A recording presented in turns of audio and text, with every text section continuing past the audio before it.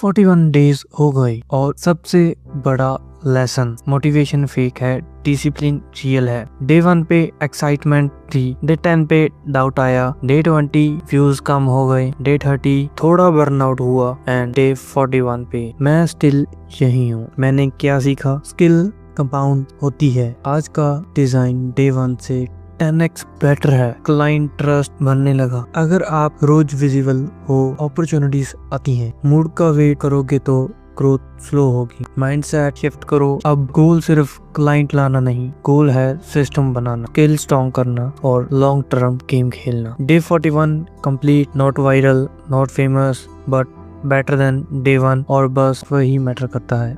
मिलता हूँ आपको डे 42 में, तब तक के लिए बाय।